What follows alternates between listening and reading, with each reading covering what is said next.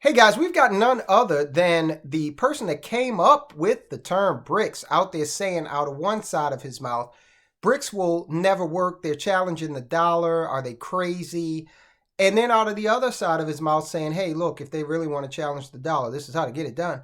So he's given us kind of conflicting messages. We're going to go over it because we've got that August 22nd meeting of the BRICS nations coming up in South Africa. And remember, BRICS stands for Brazil, Russia, India, China, and South Africa. Those are the headliners. And whatever they say on the 22nd is going to have a material effect on the dollar at some point. So we've got to definitely examine what's going on here because it's going to affect your wallet. We always talk about the fact that it seems like the world is moving in one particular direction with regard to the type of assets you want to own to protect you from all of this global evolution and upheaval in the global economy. So what do you do? All right, we're going to get into it. BRICS creator. I don't know if I'd call him the creator of the BRICS, but we'll run with that for now. We'll address it in a minute. BRICS creator slams ridiculous idea for common currency. Jim O'Neill questions emerging nations bloc's achievements as it considers expansion. The former Goldman Sachs economist who coined the BRICS acronym has dismissed as ridiculous the notion that the group of emerging nations might develop its own currency as Brazil, Russia, India, China, and South Africa prepare to discuss whether to expand the bloc. So he didn't create BRICS. He just said, let's see, Brazil is in there. They begin with a B. The other one, Russia, yeah, they're in there. India, China, and South Africa. I wonder if we just shuffle the BRICS. Let's call it BRICS. And he gets a headline in the Financial Times as the creator of BRICS. Ahead of the group's 15th summit next week, Lord Jim O'Neill told the Financial Times that the BRICS had, quote, never achieved anything since they first started meeting, unquote. Now, you got to be careful when you use absolute terms like never. I'd say they've achieved a lot. Now, they've done so thanks to the United States weaponizing the dollar over this thing that's going on in Eastern Europe. But they've taken advantage of the situation, and one of the achievements that they have garnered is the fact that they're putting more countries together under this rubric of this economic cooperative. More and more countries are signing up to join the BRICS. We've got Saudi Arabia, who's going to be a player because what do they have? Oil. See, what's happening, guys, is this. The world is currently making a decision. The West is saying we're going to operate off of windmills and solar panels and unicorn juice. And the East is saying, yeah, that's all well and good, but we're going to continue to use fossil fuels because we're growing our economies, right? We're not mature economies. We're growing our economies. So in order to do that, United States, we're going to have to do what you did and use fossil fuels. All right, so that's what's going on. And Saudi Arabia is saying, look, America, you made it quite clear that you're moving away from oil. That's what we're known for. So we're going to realign with that portion of the world that is going to remain on fossil fuels for a time. BRICS nations such as Russia and China have called for the bloc to challenge the US dollar's status as the world's reserve currency. But South Africa, which is hosting this year's summit, has said a BRICS currency is not on the agenda for the gathering at Johannesburg. Now, look, these BRICS countries, they don't all get along, all right? But they have made this decision that, look, one thing we all have in common is we need to grow our economies. And maybe there's some synergies that, exist that we can exploit to the mutual benefit of us all. So while they don't agree, especially India and China, they are at loggerheads on a variety of issues. It is true that though Russia is trying to make inroads with Africa, they're doing a lot in terms of trying to work with the government of Niger to, further the peace process. O'Neill said creating a common currency for the five strongly divergent economies would be unfeasible. Quote, it's just ridiculous, he said in a response to calls for a, quote, trading currency, unquote, from Brazilian President Luiz Inácio Lula da Silva and other politicians from the bloc. Quote, they're going to create a BRICS central bank? How would you do that? It's embarrassing almost, unquote. This guy doth protest too much. He's acting like, now remember who we're talking about here. We're talking about China. We're talking about India. These are not, some cultures and countries that just, started last week. I think this individual, O'Neill, is engaging in, let's just be charitable and call it underestimation, okay? All great ideas start somewhere, O'Neill. Why are you so dead set and hell-bent on poo-pooing this? O'Neill coined the BRICS acronym in a Goldman paper in order to highlight the economic potential of Brazil, Russia, India, and China, and the need for global economic and political governance to be reshaped to include them. So then when they went out and actually did that, now he's saying that, they're not worth a damn and all their plans are ridiculous. The countries themselves embraced the term and began holding summits in 2009, with dozens of countries formally or informally expressing interest in joining the bloc, according to South African diplomats. The summit could be its biggest leap forward in membership since South Africa joined in 2010. But criteria for admission have not been decided.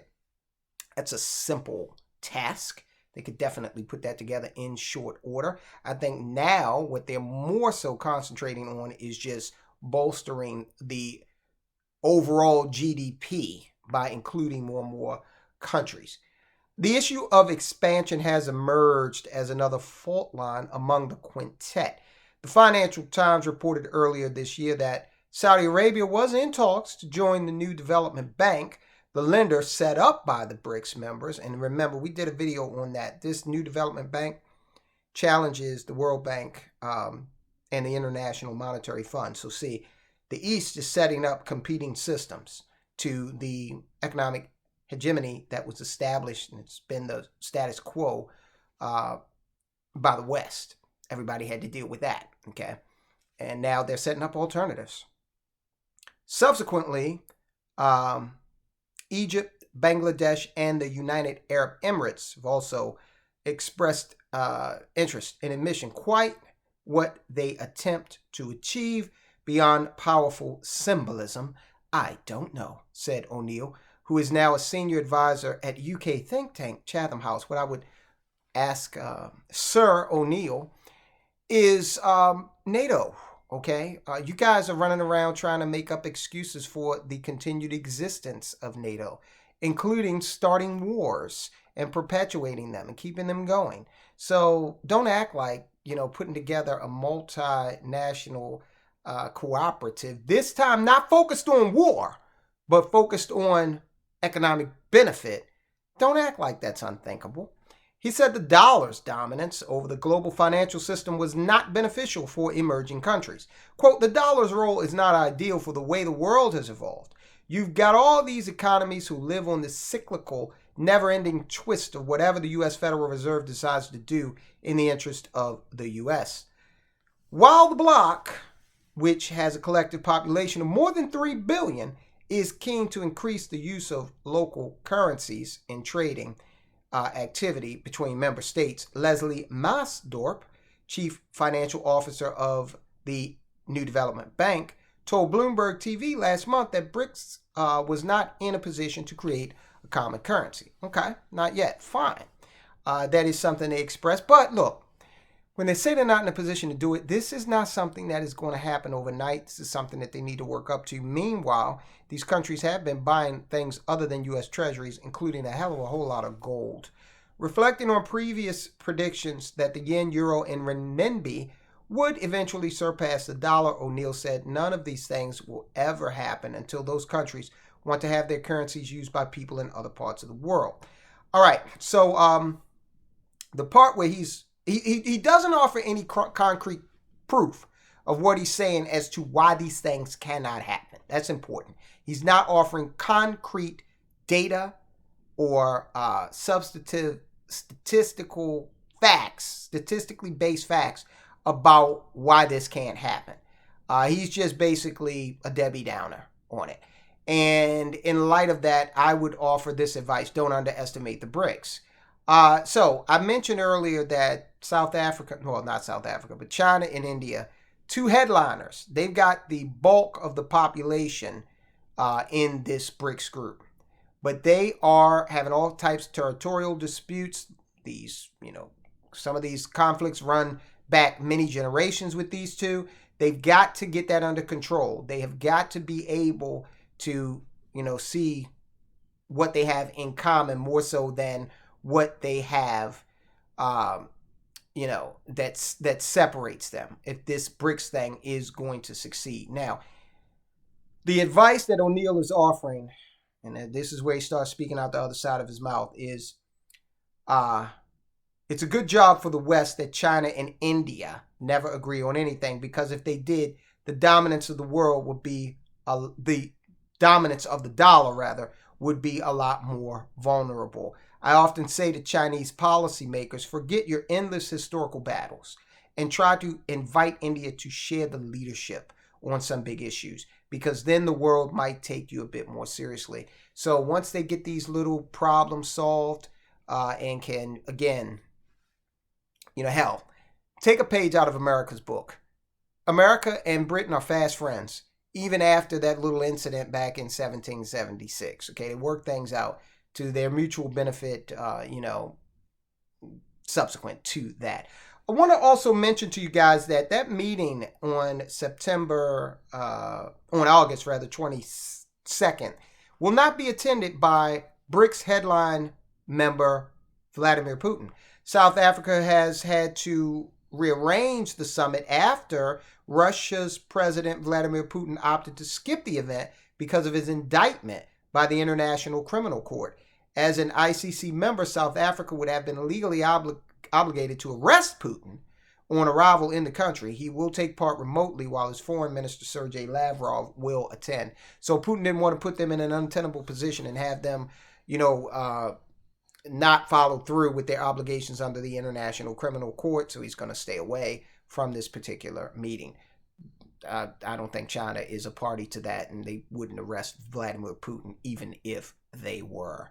So guys, look, two things. I want you to check out mcenow.com/get debt free. We have partnered with Debt America and Optima Tax Relief. We are helping people to get that money to invest by getting these bills paid. Okay, if you're in a situation where you got $10,000 or more of debt and you're facing financial slavery, go to mcenow.com/get debt free. All right, and I want you to watch this video. Fitch, the ratings agency, has said that they're going to downgrade the entire banking industry, quite probably, and many of the banks in it. That has ramifications for you. Watch the video, guys. I'll talk to you soon.